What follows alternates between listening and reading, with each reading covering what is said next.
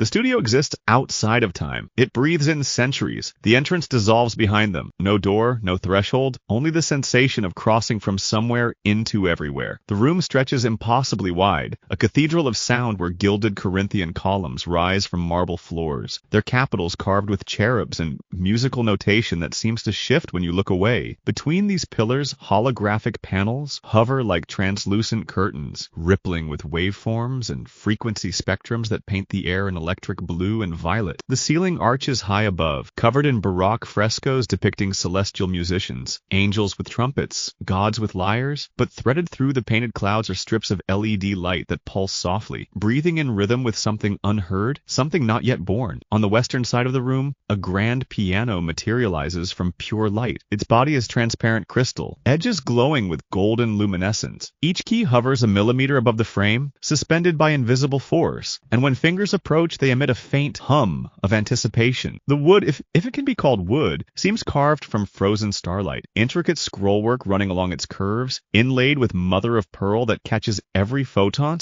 and multiplies it into rainbow fractals across the walls. On the eastern side, a massive digital mixing console rises from the floor like a monolith of the future. Its surface is liquid obsidian, touch-responsive, capable of displaying anything the mind imagines above it. A three-dimensional holographic sphere hangs in the air, 8 feet in diameter, filled with floating sound waves that look like neon DNA strands, red bass frequencies coiling at the bottom, yellow mids dancing through the center, white highs crackling at the apex. Every adjustment to the board sends ripples through this sphere, reorganizing the sonic architecture in real time. The floor beneath is neither ancient nor modern, but both. Polished marble inlaid with fiber optic lines that trace geometric patterns, Pythagorean ratios rendered in light. The walls shift between solid and translucent, sometimes revealing the structure of an 18th century salon, sometimes opening into infinite digital space where stars and satellites drift past incense and ozone mingle in the air. Candlelight flickers alongside laser beams. The temperature is perfect, the acoustics flawless, the atmosphere pregnant with creative potential. Two figures stand at opposite ends of this impossible room. Wolfgang Amadeus Mozart approaches the piano with the careful grace of someone who has touched keys since before he could speak. He wears a tailored coat of midnight blue, its cut timeless enough to belong to any era. His hair is unpowdered, natural, tied loosely back. His fingers hover above the glowing keys, and he closes his eyes, listening to something only he can hear. The architecture of silence before the first note. Kanye West stands at the console, hands spread across the liquid surface like a conductor claiming his orchestra. He wears a black hoodie and leather pants.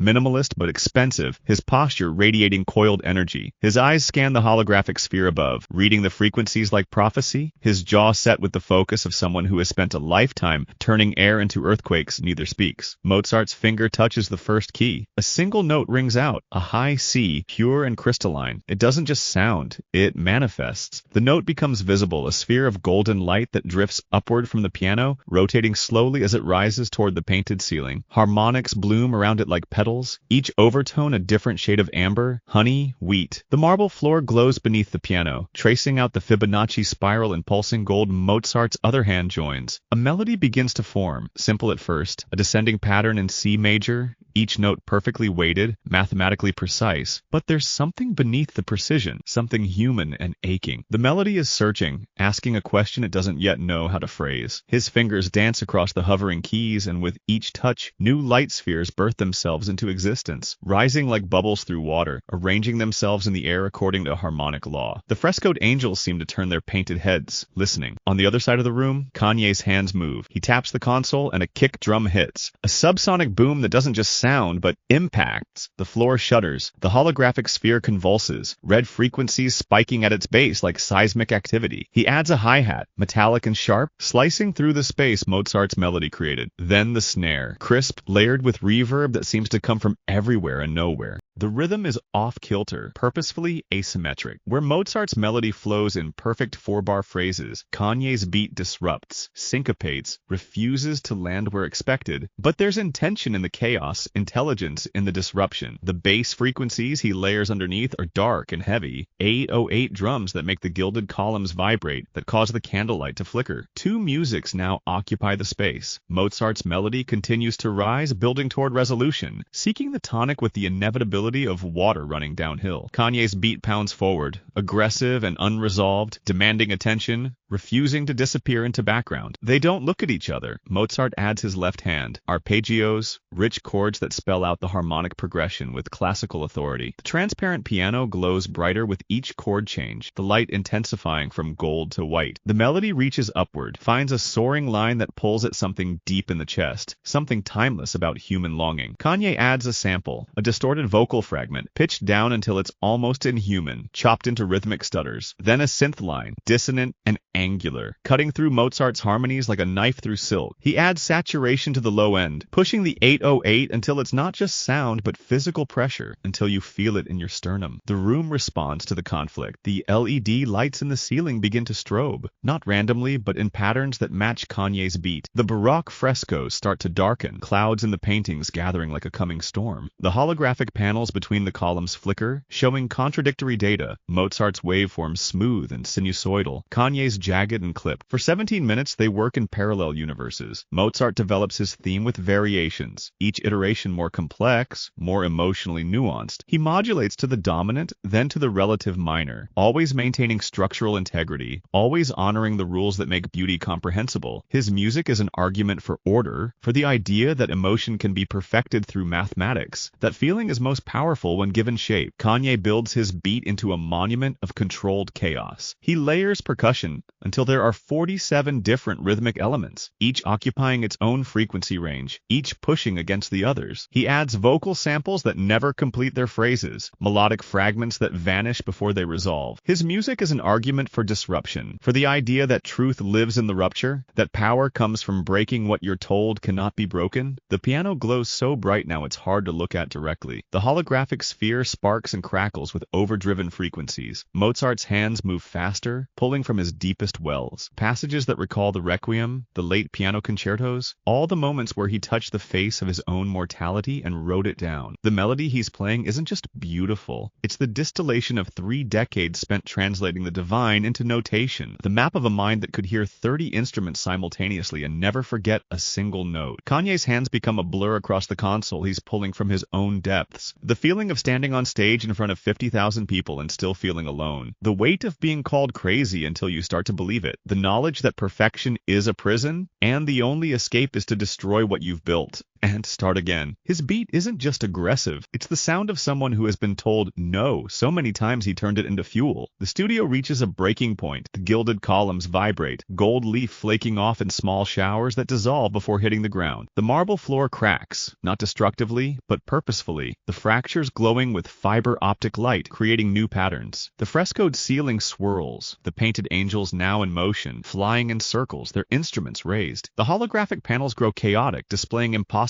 information, waveforms that shouldn't exist, frequencies that loop back on themselves. And then Mozart stops. His hands lift from the keys. The glowing spheres of light hang suspended in the air, the melody frozen mid-phrase, unresolved. In the sudden absence of the piano, Kanye's beat sounds even more aggressive, even more alone. Kanye doesn't stop. He pushes harder, adding distortion, adding volume, as if trying to fill the space Mozart left behind. The beat grows monstrous, threatening to collapse under its own weight, but it can't. Something is missing. Mozart turns slowly, looking across the impossible distance of the room. His face is unreadable, not cold, but contained. The expression of someone who has performed for kings since age 6 and learned to keep the truth buried. Kanye feels the gaze. He looks up from the console, meeting Mozart's eyes across the space. For a long moment, nothing happens. Then Mozart speaks, his voice quiet but carrying effortlessly through the acoustically perfect room. Structure without soul is mathematics, but what are you building, Herr West, if there's only fire and no form? Kanye's jaw tightens. His hands don't leave the console. And what's the point of form if it doesn't make you feel anything? Your shit is pretty. Mine makes you move. Mine makes you remember. Mine makes you alive. The words hang in the air like the suspended light spheres, like the unresolved melody. Mozart's fingers drift back toward the piano. He plays a single chord, a dominant 7, full of tension, demanding resolution. The chord hangs in the air, incomplete. Kanye stares at it, not with his eyes, but with something deeper, some part of him that understands music as architecture. The chord is a doorway, an invitation, a challenge. challenge. He adds a bass note, not from his beat, but underneath Mozart's chord. A low E sustained, giving the harmony weight and darkness it didn't have before the holographic sphere reconfigures, the two sounds beginning to intertwine. Mozart's eyes widen, barely but enough. He plays the resolution but altered, bent slightly toward minor, acknowledging the darkness Kanye added. The melody continues, but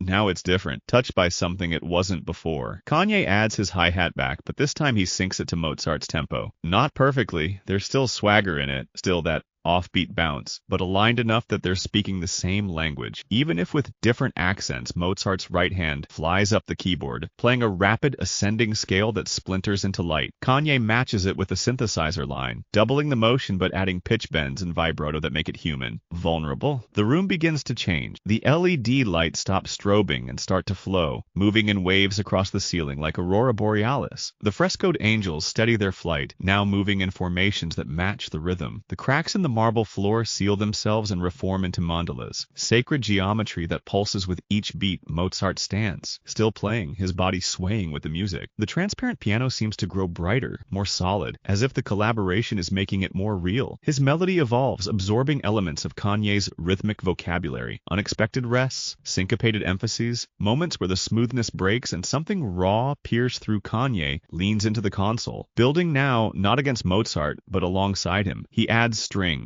sampled, manipulated, distorted, but unmistakably strings a cello line that follows Mozart's bass notes, violin stabs that punctuate the melody. But underneath it all, the 808 bass continues to pound. The trap hi-hats continue to snap away, the modern refusing to disappear into the classical. The holographic sphere above Kanye's head explodes outward, reforming larger, now encompassing half the room. Inside it, the waveforms begin to dance together, Mozart's smooth sine waves, interweaving with Kanye's sharp digital pulses, creating patterns that look like DNA helixes, like galaxies, like the mathematical proof of something previously only intuited. Mozart modulates, taking the key somewhere unexpected. E-flat minor, dark and lush. Kanye follows instantly, his producer's instinct catching the change before his conscious mind does. He adds a choir sample pitched and stretched until it's barely human. More like ghosts singing from the other side of time. The music builds. Arpeggios cascade from the piano like waterfalls of light. 808 bass hits shake the foundations. A baroque fugue weaves through trap percussion. Harpsichord textures blend with synthesizers. The contradiction shouldn't work, can't work, defies every rule of compatibility. But it does work, because under the surface differences, beneath the centuries and the aesthetics and the clashing philosophies, there's something identical. The need to say what cannot be spoken, the compulsion to take the chaos inside a human chest and organize it into beauty, the arrogance to believe that sound waves moving through air can mean something, can change something, can touch the eternal. The room recognizes this.